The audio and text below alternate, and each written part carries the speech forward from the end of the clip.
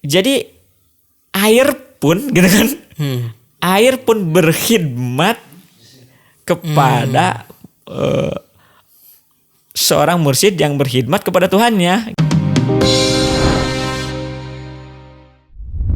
Allahumma sholli ala nabiyil hashimi Muhammadin wa ala alihi wa sallim taslima.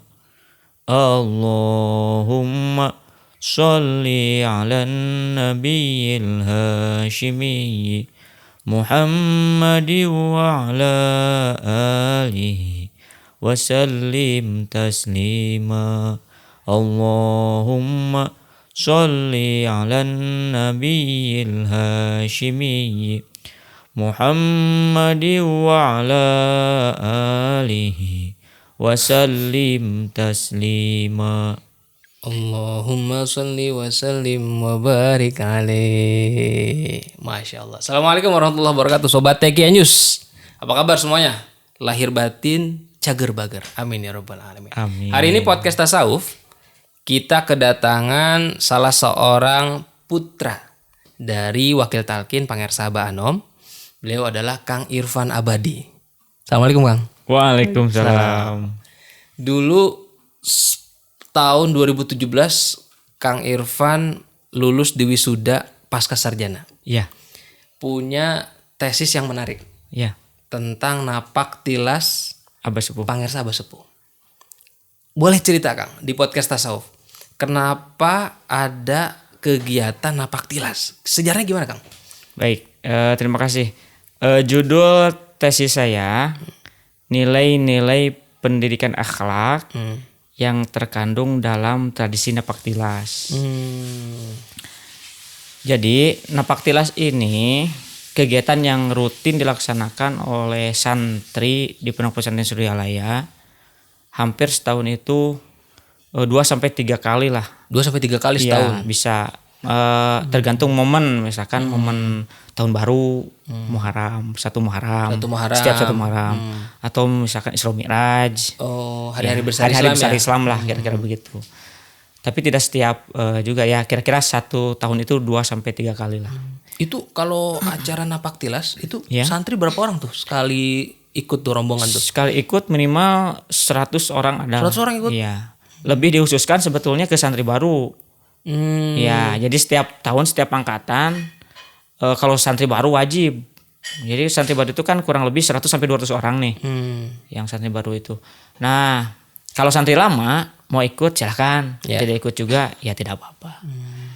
Sambil kalau di itu ta'aruf lah kira-kira begitu. Oh. Ta'aruf lingkungan pesantren. Iya, gitu. iya, iya. Jadi bagian dari masa orientasi santri ya? Betul. Oke. Itu biasa 1 tahun tuh Kang. Santri berapa tuh Kang? Sekali masuk tuh. Santri baru. Oh, santri baru. Kalau total seluruhnya bisa mencapai misalkan santri baru yang masuk ke tingkat SLTP. Ada 150 kurang lebih. Santri baru yang masuk ke SLTA ada 150. Ya sekitar 300 mah ada. Berarti 1 tahun bisa 300 orang ya? Iya. Itu kalau boleh tahu tuh Kang, napak tilas itu sebetulnya nih kalau kilas balik sejarah, itu siapa tuh yang mengawali kegiatan napak tilas tuh? Baik. Suatu saat di tahun 2020, 1 tahun sebelum pandemi, itu Pangersa Ibu Hajah Ati Unsuryati, pembina asrama putri, sempat ikut di kegiatan napak tilas. Kan alhamdulillah saya yang suka membimbing gitu ya, suka membimbing anak-anak santri untuk melaksanakan ikut napak tilas. Nah, saya dapat kabar dari pengurus dewan santri, Pak, ini ada mama katanya mau ikut napak tilas. Saya agak kaget juga, sekaligus senang, gembira. Aduh, ada mama mau ikut membimbing nih. Pas saya sowan ke beliau, enggak, mama di belakang aja, silakan aja Pak Irfan yang bimbing gitu. Jadi peserta gitu ya? Peserta gitu. Nah, pas di tempat-tempat di sela-sela istirahat, saya dapat cerita dari Mama Ati bahwa dulu Pangersa Abah itu pernah mengajak putra-putri beliau untuk napak tilas ini gitu, berkunjung ke tempat-tempat yang bersejarah ini gitu. Termasuk Mama Ati gitu. Dulu Mama Ati masih ya masih belia lah kurang lebih. Jadi Pangersa Abah Anom mengajak putra-putra beliau, putra-putri beliau untuk napak tilas ya. Spot-spot tempat-tempat Pangersa Abah Sepuh. Ya. Salah satunya. Dan kegiatan ini akhirnya dilanjutkan. Kalau saya menerimanya dari yang pertama kali saya ikut napak tilas itu dulu waktu saya masih MTS kelas 7 itu Bapak almarhum Bapak Haji Muhammad Ishak. Tahun berapa tuh Kang? Saya masuk MTS 2005 MTS. Iya. 2005 kesininya hampir tiap tahun juga ikut gitu. Nah pas saya udah ikut mengabdi sebagai mudaris di pengajian tradisional ya saya dipercaya sebagai mudaris dan ikut membimbing santri kira-kira begitu. Karena mungkin saya yang agak paling sering ikut napak tilas, akhirnya saya juga dipercaya oleh rekan-rekan mudaris yang lain untuk sedikit memberikan penjelasan kira-kira begitu. Oh, jadi ketika napak tilas itu anak-anak santri ini bukan cuma datang mengunjungi tapi sekaligus dijelaskan. Iya, dijelaskan. Ini tempat ini apa, ini tempat bagaimana apa, sejarahnya, ya, apa kaitannya. Kurang lebih ada 10 tempat lah. 10 titik berarti ya. 10 titik. Jauh-jauh nggak Kang dari pesantren nih?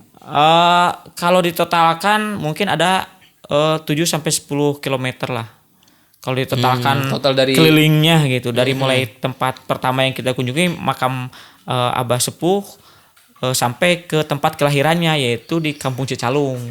Desa tetangga lah dari Desa Tanjung Kerta. Boleh tahu Kang, bisa disebutkan tuh tempat-tempatnya itu? Ya insya Allah saya bercerita ya. Siap. Sekarang ya. Awal mula para santri itu dikumpulkan di suatu tempat, misalkan di komplek madrasah lah, sekolah, komplek MTS, MA gitu dikumpulkan, diberikan pengarahan, kita tawasul terlebih dahulu. Tawasul dulu sebelum mulai. Berdoa, memohon doa untuk kelancaran kegiatan. Itu biasa pagi Kang ya? Pagi-pagi. Kelancaran kegiatan. Nah, kemudian kita berjalan, ada sebagian mudaris yang di depan yang bimbing, ada yang di belakang gitu. Mengawal ada yang mengawal. Termasuk kita safety juga, ada P3K-nya, ada yang bawa tandu. Iya, kadang-kadang kan ada juga yang kelelahan dan lain sebagainya gitu. Nah, tempat yang awal kita kunjungi adalah komplek Puncak Suryalaya. Di sana ada makam Pangersa Abah Sepuh dan makam Pangersa Abah Anom. Kita jelaskan, inilah komplek makam pendiri pondok pesantren dan mursyid kita atau Qadiriyah Naqsyabandiyah begitu. Kita juga jelaskan bahwa hikmah yang bisa peroleh atau pendidikan akhlak yang dapat kita ambil hikmahnya itu, jadi kita itu harus berusaha hidup secara mulia kira-kira begitu. Kan ada saya pernah mendengar iskariman umut syahidan gitu kan ya. Benar Ustaz hidup mulia atau mati syahid gitu kan. Nah, Abah Sepuh Hinuk itu kan hidup secara mulia. Nah, kalau kita ingin dimuliakan, kalau orang soleh itu kan sudah meninggal pun tetap dimuliakan seperti Pangersa Abah Sepuh Abah Anom, maka kita harus hidup secara mulia dan bermanfaat bagi orang banyak. Betul. Kira-kira begitu. Ini pendidikan kan nilainya tuh nilai-nilai pendidikan tuh. Jadi dikenalkan nih, ini makam siapa? Ini Pangersa Abah Sepuh, ini Pangersa Abah Anom, nama aslinya Kiai Haji Ahmad Sibru Tajul Arifin. Ini Kiai Haji Abdullah Mubarak bin Nur Muhammad. Ya kan kalau orang kalau orang mungkin tidak hidupnya tidak mulia, bahkan orang jangankan pada saat wafatnya, pada saat hidupnya pun orang enggan berkunjung, apalagi sudah mati. Udah ini kan orang lewat kuburannya aja takut gitu.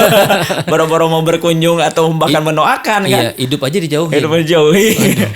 Mati nggak ada yang mau doain. Nah, kira-kira begitu. Kita berlanjut ke tempat kedua di masih di komplek Puncak Suryalaya, ada makam Ayahanda Pangersa Abah Sepuh yaitu Eyang Nur Muhammad. Berarti turun ke bawah. Turun ke bawah. Di sana ada komplek. Ada di sebelah belakang masjid ya? Iya. Belakang masjid. Di sana ada komplek makam Eyang Nur Muhammad atau Eyang Upas disebutnya. Nah dari situ kita turun ke area Citandui, Sungai Itu Citandui. sambil jarang nggak Kang tawasul gitu? Ya kirim barokah Fatihah. Oh, Ya. oke. Kalau jarah atau tawasulnya itu kita kadang 1 hari sebelum. Sebelum Jadi 1 hari sebelum, misalkan kita mau napak tilas hari Minggu nih. Iya. Nah Sabtu sore kita ziarah dulu nih ke makam Pengarsa Abah Sepuh dan Pengarsa Abah Hanom gitu. Jadi ziarah sama napak tilas tuh 2 kegiatan dipisah ya? Jadi ziarahnya 1 hari sebelum. Iya. Nah, jadi biar tidak Hemat waktu ya? kira-kira begitu. Nah, kita lanjut ya. Lanjut. Tempat ketiga berarti Tempat ya. ketiga. Dari pertama makam Di Puncak Suralaya. Puncak Suryalaya, makam Abah Makam Sepuh dan Eyang Abah Hanom, Upas. terus makam Eyang Upas. Nah, lanjut ke area dekat Citandui. Ke Citandui itu. Nah, sebelum ke Citandui ada makam Ibu Eyang Siti Halimah atau bisa dipanggil juga Eyang Emah. Siapa tuh Kang? Itu istrinya Eyang Nur Muhammad. Ibunya Pengarsa Abah Sepuh. Kakeknya neneknya Abah Hanom. Ya. Neneknya Pengarsa Abah. Itu di sebelah mana tuh Kang? Makam itu Kang? Ada di komplek makam disebutnya makam Nusa. Makam Nusa. Ya, di kompleknya makam Nusa. Memang makamnya di situ ada sekitar paling 10 makam lah. Sekarang sudah tidak ada makam baru, makam lama aja. Dari masjid tidak jaraknya berapa tuh Kang? Berapa lama tuh Kang? Dari masjid? 50 meter lah kira-kira. Oh nggak jauh ya? Iya, Dekat dekat. Masih dekat, masih di komplek. Nah, terus ke area Citandui. Area Citandui. Area Citandui. Di sana ada tempat bersejarah namanya Lewiliang. Lewiliang. Tempat apa tuh Kang? Lewiliang itu menurut kisah yang pernah saya dengar dari almarhum Haji Muhammad Ishak. Jadi Pengarsa Abah Sepuh itu kalau ada tamu, direncanakan nih ada tamu, ada laporan misalkan dari keamanan, dari Kamtib mau ada tamu. Nah Abah Sepuh ini pagi-pagi ini izin ke Umi. Umi Abah mau ke belakang dulu gitu. Ternyata ke Citandui gitu. Beliau nyari ikan, nyari ikan. Oh nyari ikan. Nyari ikan dengan tanpa membawa pekakas sedikit pun, tapi beliau pulang-pulangnya menyelam sebentar 5 barang sampai 10 menit dapat ikan yang nggak pakai pancingan. nggak pakai pancingan, nggak pakai jala. kail, nggak pakai jala. Tangan kosong. Tangan kosong. Oh. Nah, makanya itu diyakini sebagai salah satu karomah beliau lah kira-kira gitu. Ya ikan pun Berarti sampai di masa itu banyak ikan. banyak ikan. Bersih berarti kalinya. Ya. Pulang-pulang ke Pengarsa Umi, sampaikanlah ke Pengarsa Umi Sepuh gitu kan. Dapat ikan dari mana gitu kan, Pengarsa Umi bingung kan. Nggak bawa jala, nggak bawa pancing, tiba-tiba izin hanya sebentar. Ikannya banyak. Ya dipasak lah oleh Pengarsa Umi itu. Nah hikmahnya jadi kan kita sering mendengar tuh Pengarsa Abah itu selalu memuliakan tamu. Nilai Gitu. itu. Jadi ya. Pengarsa Abah Sepuh pun Ikramud begitu gitu. Ikramud Doif, memuliakan tamu. Jadi ya itulah nilai-nilai akhlaknya dari kan itu. Jadi kita ya kalau ada tamu ya paling tidak lah kita suguhi air, makanan gitu yang ada gitu. Jadi emang betul-betul niat gitu. Ya, kalaupun tidak ada seperti Pengarsa Abah Sepuh bukan mencari nyari gitu. dulu. Ya nyari Sampai dulu. basah-basahan kan berarti Nah, nyari gitu. ikan. Itu berarti tempat ke 1, 2, 3, 4 ya? Keempat. Keempat. Abis sebutnya Lewiliang ya? Lewiliang. Itu sebelah mana tuh Kang? Jauh nggak tuh? Dekat dari makam Eyang Siti Halimah itu dekat juga. Sekitar ya kurang lebih 50 meter lah. Itu tempatnya Nah, seperti apa tuh bentuk? jadi area sungainya itu berbentuk seperti letter U lah gitu. Letter L tapi terlalu lebih, kalau letter U terlalu ini juga ya. Jadi ada legok gitu ya. Sungai Citandui itu mengalir ke sebelah sana, balik lagi ke sebelah sini gitu. Oh dilegokan ini yang disebut Lewiliang itu. Lewi itu. Kan Lewi itu kalau istilah Sunda itu Lewi itu perputaran air gitu. Jadi air itu sebelum mengalir ke hilir dari hulu itu berputar dulu di situ. Nah, itu Lewi dalam pengertian Sunda menurut setahu saya itu begitu. Iya. Makanya orang bilang kalau orang main di Lewi itu kadang dia tidak bisa naik lagi ke atas Ke karena bawah arus. Nah, begitu. Jadi Tapi Pengarsa di situ- Abah Sepuh tapi di situ tempat banyak ikan kayaknya. banyak ikan. Oke. gitu. Itu Itu santri diajak ke situ tuh. lebih liang. Santri diajak ke situ. Tapi nggak nyari ikan kan? Oh enggak. Nanti kejadian apa tuh? Oh takut Kejadian- ya yang enggak kayak ya. kemarin ya. Iya, Di susur sungai salah ya. satu daerah susur sungai yang Yang ngeri kena itu. musibah. Jadi cukup dilihatlah dulu nampak tilas Iya, bagaimana Abah Sepuh memuliakan tamu dengan mencari ikan. Hikmahnya begitu. Terus kemana lagi tuh Kang? Dari Habis Citandi dari itu? situ kita menelusuri saluran yang selokan lah gitu ya. Selokan yang mengairi area di sekitar pesantren yang dulu sempat dibangun oleh pengurus Abah Sepuh gitu. Pengurus Abah Sepuh. Cikal bakalnya sih sebetulnya sejak yang Nur Muhammad itu yang Nurap Raja gitu. Makanya diberi salurannya itu diberi nama saluran Nurap Raja. Itu panjangnya berapa tuh Kang? Panjangnya itu sampai ke bendungannya itu kurang lebih ya ada sekitar 2-3 kilometer lah. Jadi saluran air itu menuju ke Selokan, bendungan. menuju ke bendungan dam gitu. Bendungan dam. kecil sih nggak terlalu besar. Iya, iya. Nah kita menelusuri itu. Nah hikmah pendidikan akhlaknya bahwa ternyata Pangarsa Abah Sepuh ini sangat memperhatikan perekonomian gitu, perkembangan perekonomian masyarakat kan. Dari mana tuh Kang ekonomi ininya maksudnya? Ya kan kalau ada air istilahnya irigasi ya? irigasi gitu Oh maksud iya saya. iya paham. irigasi dan pengairan gitu kan. Jadi saluran air itu digunakan untuk mengairi sawah ya. Nah, begitu. Termasuk kan air belum terlalu ini dulu. Belum terlalu banyak ya? Iya. Jadi termasuk juga oleh masyarakat itu dipakai juga untuk mandi, mencuci gitu kan. Dia menghidupkan lingkungan sekitar begitu. melalui pembangunan saluran air itu. Jadi Pengurus Abah Sepuh itu bukan hanya mursyid torikot yang toh hanya ubudiyah saja gitu kan. Termasuk Tapi ada ibadah yang sosiokultural, sosiokultural. salah satunya yaitu dengan membangun irigasi gitu. Kalau sekarang kan jadi udah bagus tuh karena udah program pemerintah dan Saya belum pernah tuh Kang, kan. nanti mungkin kapan-kapan deh. Bisa lah, insya Allah nanti saya antar ya. Siap, Kang. Kita jalan-jalan gitu. Kita jalan-jalan. Kalau istilah anak pramukanya hiking gitu kan. Oh iya Hiking iya. gitu. Terus kemana tuh Kang? Dari saluran Nur Muhammad. Saat kita berjalan itu itu santri ngapain sih? Ada baca-bacaan nggak itu? Itu tadi tuh saya mengawali sholat Bani Hasyim tuh. Santri itu selama perjalanan dianjurkan untuk selalu membaca sholat Bani Hasyim. Sholat Bani Hasyim itu selalu dibaca. Ketika santri melakukan napaktilas. Iya. Oke. Itu kan yang selalu apa ya? Kalau kita gini kan, kalau kita mau berangkat ke suatu tempat, terus kita sowan ke Pangsa Abah. Pangsa Abah selalu menyampaikan perbanyak sholat Bani Hasyim. Gitu. Termasuk kalau kita mau sekarang juga setelah Pangsa Abah sudah wafat, kalau kita sowan ke Pangsa Umi atau ke Pangsa Kiai Haji Baban atau ke Pangsa Kiai Haji AA kan jawaban beliau-beliau itu selalu jawabannya perbanyak sholawat Bani Hasyim. Kalau kita mau ziarah, kalau kemana gitu kan, maka termasuk ini sedang napaktilas pun ya begitulah kira-kira. Iya, berarti bareng-bareng tuh ya Allah. Sholawat Bani Hasyim. Nah, pada saat kita menelusuri saluran apa tuh?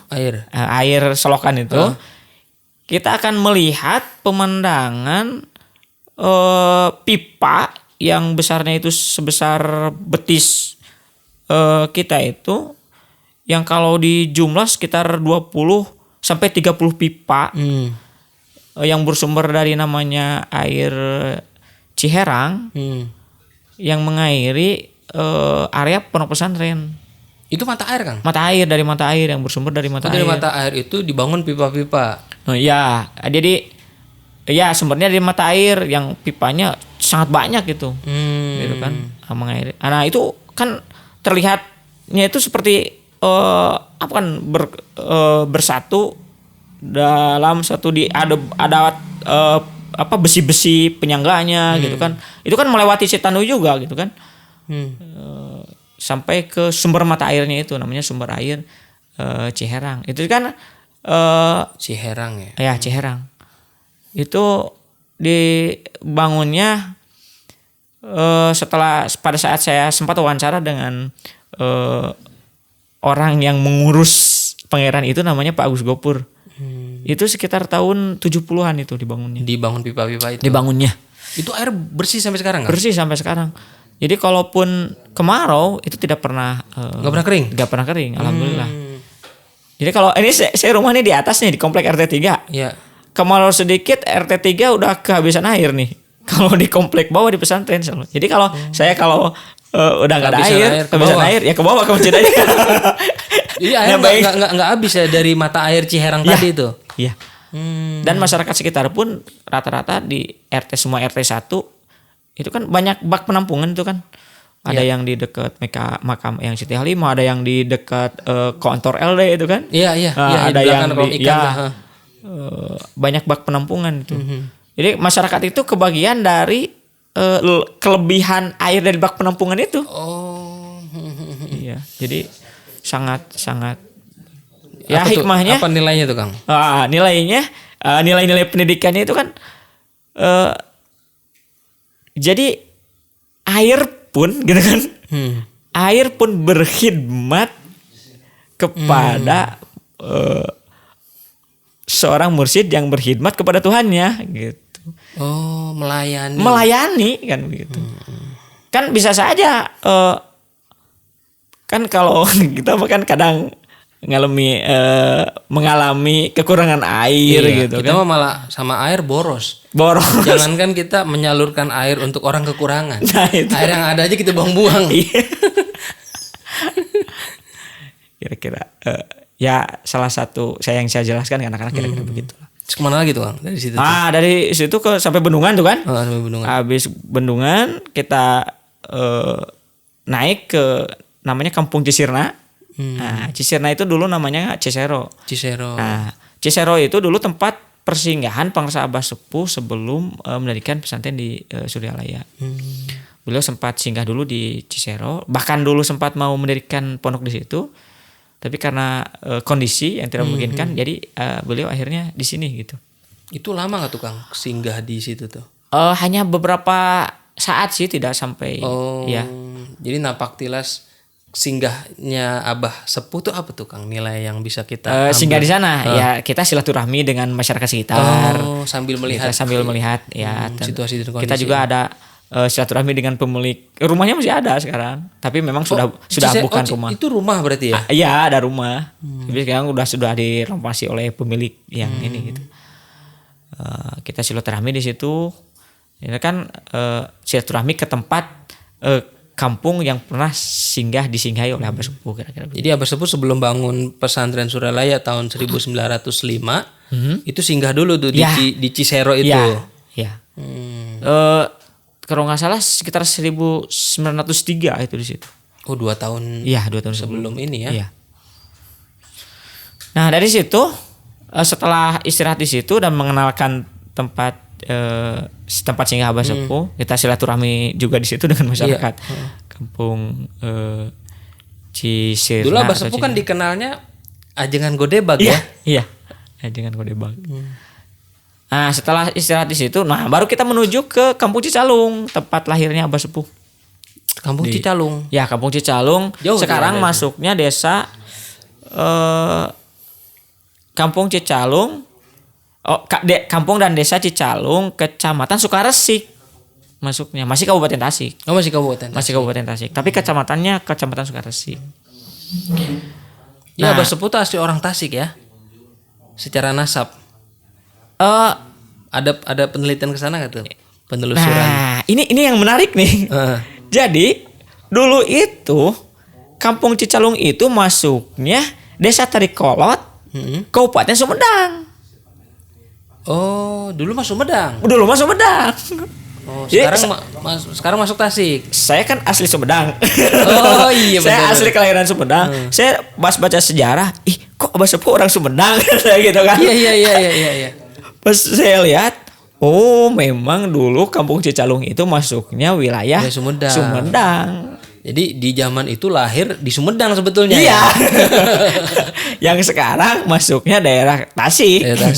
Kampung Cicalung itu sebenarnya di situ-situ juga. Saya kira memang apa itu pembagian pemekaran wilayah. Iya, gitu pemekaran wilayah. Pemekaran wilayah. Nah, ke tempat sana. Nah, di sana itu selain memang tempat lahirnya Abah Sepuh, di sana juga ada tempat riadoh mandi kemanusiaan atau kemalaikatan. Apaan tuh? Katanya begini. Kolam Jadi, apa? Abah Sepuh itu dalam sempat riadoh dalam satu malam itu mandi selama 40 kali. Iya. Dalam satu malam mandi selama 40 kali selama 40 malam berturut-turut. Iya. Nah, gitu. Nah, disitulah riadohnya di Cicalung itu disebut ada tempatnya kubangan. Masih ada tempatnya kubangan. Masih ada memang, sampai sekarang nggak? ada tempatnya di situ, tapi bukan tidak seperti tempat yang dulu pernah Buat tempat mandi. dibuat tempat mandi. Jadi sekarang masih hanya sebagai ciri bahwa itulah tempat kubangan gitu. Karena menurut cerita dari Mama Ati, Iya. Ibu Hajah Ati Unsuryati putri pengarsa Abah. Jadi dulu itu pada waktu Mama Ati ke sana memang masih terlihat seperti ada mata air gitu, mata air. Sumur. Iya. Sumur, tapi sumurnya itu pinggirnya itu hanya dengan bebatuan dan airnya itu bisa diambil dengan gayung dari sumur itu. Berarti betapa dangkalnya gitu Iya, kan. iya. Dan di sana hanya ada pinding-pinding dari tutup tirai-tirai dari ya seperti apa tuh dedaunan kelapa gitu. Oh, iya. Dan memang di situ sumber air gitu. Kubangan itu. Mata air. Jadi Pangarsa Abah Sepuh mandi di situ. Yang 40 malam. Yang 40 malam, satu malam 40 kali. Setaranya itu jam 9 setelah sholat mutlak sebelum tidur. Iya. Berakhir jam 2 setelah mandi tahajud gitu kan. Iya. Kira-kira begitu. Nah itu di situ katanya riadoh. Nah di sana juga ada tempat lahirnya Abah Sepuh kan, ada rumahnya. Terus di sana juga ada makam Eyang Jangkung. Yang jangkung siapa tuh? Eyang Jangkung itu adalah uaknya Abah Sepuh yang sempat mengurus Pangarsa Abah Sepuh. Uaknya Abah Sepuh. Nah, menurut cerita dari Mama Ati, Mama Ati itu sangat terkaget-kaget gitu melihat perkembangan ekonomi masyarakat sekitar. Karena dulu terakhir Mama Ati ke sana justru taraf perekonomiannya menengah ke bawah. Dulu. Jadi rumahnya masih banyak yang panggung lah dan lain sebagainya, menengah ke bawah lah kira-kira. Tapi pada saat Mama Ati ke sana, rumahnya hampir tidak menemui rumah yang rumah permanen lah sekarang ya. Semuanya hampir permanen semua. Itu tahun berapa tuh Mama Ati itu? Mama Ati masih belum menikah, berarti kan cerita beliau dulu. Jadi hikmah saya bisa bercerita ke anak-anak tuh kan, hikmah dari tempat lahir seorang mursyid itu berkah gitu kira-kira begitu loh. Iya. Masyarakat sekitar pun kecipratan barokah bagian kira-kira berkahnya. begitulah. Karena memang sampai sekarang memang banyak juga yang pengen tahu gitu kan. Apa sih lahir di Cicalung itu di mana gitu kan. Ada juga sempat yang berkunjung. Tapi kalau dilihat lebih jauh itu masyarakat tuh mata pencarinya apa tuh Kang daerah situ? Bertani. Oh, bertani. Kan dengan hanya bertani. Iya. Tapi berkah. Dan kebanyakan kan di Cicalung itu banyak sawah-sawah itu hampir milik Pangarsa Abah semua. Jadi masyarakat sekitar itu hanya mengolahkan apa itu namanya? Buruh tani ya. Buruh tani. Hanya buruh tani yang punyanya Abah Sepuh. Abah Sepuh. Abah Sepuh tuan tanah ya. Nah, kira-kira begitulah. Dari masa yang Upas juga. Iya. Terus kemana lagi tuh Kang? Dari si Cicalung tuh. Dari Cicalung sebetulnya ada tempat namanya makam Eyang Dalam Pemulihan. Itu sama seperti Eyang Dalam Pemulihan. Eyang Dalam Pemulihan. Ya, uaknya Abah Sepuh yang sempat mengurus Pangarsa Abah Sepuh. Berarti ada dua ya tadi, Eyang Jangkung sama Eyang Dalam Pemulihan yang mengurus Abah Sepuh ketika masih kecil ya. Iya. Itu tapi tempatnya agak jauh. Dan santri jarang saya ajak ke sana. Berarti rute atau treknya itu semuanya berjalan ya, jalan Berjalan kaki ya. jalan kaki. Lumayan. Saya pernah ngajak santri ke yang dalam pemulihan itu naik angkot gitu. Iya. Jadi berangkat. capek kali Iya ya, iya iya. kelelahan. Heeh. Jadi berangkat dari sini naik angkot. Kita ya berkunjung aja ziarah ke situ. Inilah makam yang dalam pemulihan. Kalau jalan kaki hanya sampai Cicalung, di Cicalung ya kita pulang lagi aja ke sini. Itu apa? Titik terakhir tuh Titik terakhir. di yang dalam pemulihan itu. Iya, yang dalam Baru pemulihan. habis itu balik ke tempatnya masing-masing atau kumpul dulu ya. Iya. Lumayan juga tuh agak lelah itu. Sampai ke tempat masing-masing. Sampai ke Cicalung itu duhur. Habis duhur kita silaturahmi, makan-makan dan lain sebagainya, buka timbel gitu kan. Pulang ke sini. Oh, santri itu pada bawa bekal ya? Iya, pada bawa bekal. Pulang ke sini ya istirahat, sampai ke sini ke pondok lagi asar paling. Tuh berapa lama tuh Kang durasi dari berangkat sampai pulang tuh? Ya Kira-kira tuh. berangkat kira-kira pukul 7 pukul 8. Istirahat di Sisirna, silaturahmi dengan masyarakat sekitar. Itu kurang lebih setengah jam. Itu mulainya jam 9 biasanya. Setengah 10 sudah start lagi jalan kaki ke Cicalung. Cicalung sampai kurang lebih jam 11 sampai jam 12. Jam 12 istirahat sebentar, jam 1 pulang lagi ke sini nyampe asar lah kira-kira jam 3-an. Jam 3-an ya. Asar tuh beres lah ya. Itu jalannya jalan santai. Jalan santai. Kalau cepat ya duhur juga bisa selesai. Lagi pula juga anak-anak muda. Iya. Remaja kan masih pada seger kuat gitu. Itu pernah ada komen-komen tertentu nggak, testimoni dari anak-anak santri tuh ketika diajak napak tilas Pangersa Abah Sepuh tuh? Mereka lelah tapi senang dan asik gitu. Seperti memang saya capek nggak? Capek. Seru nggak? Seru Pak, seru gitu. Oh, jadi anak-anak seneng ya. Iya. Acara napak sambil tilas kita tuh. kan dari nilai-nilai pendidikan kita sisipkan gitu. Justru lebih dapet tuh. Nah itu. Ketimbang kita cuma cerita tapi nggak sambil ngunjungin kan. Iya. Jadi itu nilai-nilai akhlak yang tergantung Yang dalam terkandung dalam tradisi napak tilas. napak tilas. Jadi kenapa disebut napak tilas tuh Kang? Nah, napak tilas itu kan bahasa Sunda kan. Napak itu berjalan, tilas itu bekas gitu kan. Oh. Jadi berjalan jalan kaki menelusuri bekas atau peninggalan Pangersa Abah Sepuh, kira-kira begitulah. Iya. Maaf nih kalau salah. Iya nggak apa-apa Kang. Ini kan menarik Kang Iya. tentang napak tilas ini. Dan tadi jumlahnya ada berapa titik? Kurang lebih ada 9 sampai 10 ya. Iya. Itu ada lagi nggak tuh Kang yang mungkin belum dieksplor tuh? Tempat-tempat yang mungkin belum dikunjungi karena jaraknya jauh tuh. Nah, saya juga sempat berkunjung suatu tempat namanya di Gunung Tilu. Gunung Tilu itu Gunungnya ada 3 berarti ya? mungkin juga. Saya sebelum sempat nanya sih. Itu di daerah Payung Agung. Dulu di sana ada tempat kholwat Pangersa Abah Sepuh. Di gunung itu. Ya, di Gunung Tilu. Jadi pada saat Pangersa Abah Sepuh sudah mendirikan pondok, Sudah lah ya pondok. beliau sempat kholwat dulu di sana menurut beberapa cerita gitu. Iya. Sempat berkholwat dulu di sana kurang lebih 40 malam lah, 40 malam ya. Sempat Di daerah mana tuh Kang? Gunung Tilu tuh. Payung Agung. Masuknya ke Tasik, masih Desa Tasik. Payung Agung. Ciamis, masuknya ke Ciamis. Oh, masuknya Ciamis. Ya, Panumbangan, Kecamatan Panumbangan ya. Ada lagi kan tempat yang Sudah sih. Sudah. Ya. Kalau nggak salah kan Pangersa Abah Sepuh tuh pernah pernah bangun majelis juga ya. Saya cuma lupa tuh tempat Iya. di mana itu. Pernah baca. Di sekilas. Tasik kalau nggak salah. Di Tasik ya. Ya, daerah Tundagan. Nah, iya daerah Tundagan. Ya, betul. itu kota Tasik itu. Itu pernah juga Daerah Kang. Kota Tasik. Napak tilas ke sana tuh. Saya pernah ke sana, tapi saya nggak bawa santri juga. Oh. Belum pernah kalau bawa santri. Apa yang belum ditemukan pernah. tuh Kang? Kalau saya ke Tundagan itu nganter bapak. Oh. Iya.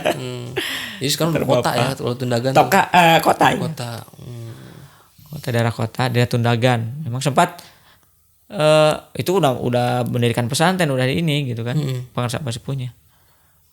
Sempat ke sana mendirikan majelis. Iya. Jadi kan walaupun kemarin sempat berhenti nih acara atau kegiatan napak tilas nih. Iya. Ini kira-kira nanti mau lanjut lagi nggak nih Kang? Lanjut. Lanjut lagi ya? Lanjut. Mudah-mudahan pandemi berakhir di 2022. Semangat terus Kang. Semangat, siap.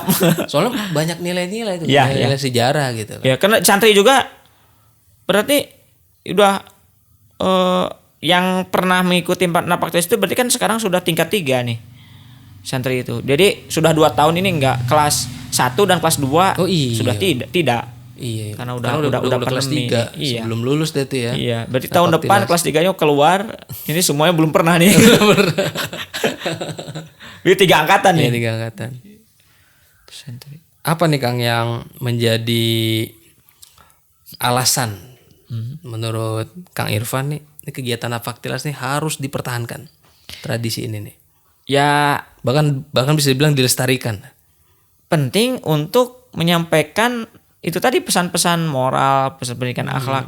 Bahkan dengan kata Akang tadi kan, kalau menyampaikan pesan dengan sambil ada objeknya kan lebih sambil kegiatan menarik dan menantang gitu kan di alam terbuka. Betul. Gitu kan anak-anak lebih daripada kita coba kalau dibandingkan dengan anak-anak dikumpulkan di masjid kita Dikasih bercerita saja. Dikasih slide atau dikasih gambar ya? Agak mending sih kalau dikasih gambar gitu kan. Ya? Ini mah kita hanya bercerita aja gitu kan. Betapa monotonnya gitu kan. Benar. Dikasih gambar agak mending, dikasih slide gitu kan ada yang mesti dilihat. Iya. Apalagi kalau kita kan sambil jalan-jalan dengan objeknya gitu kan.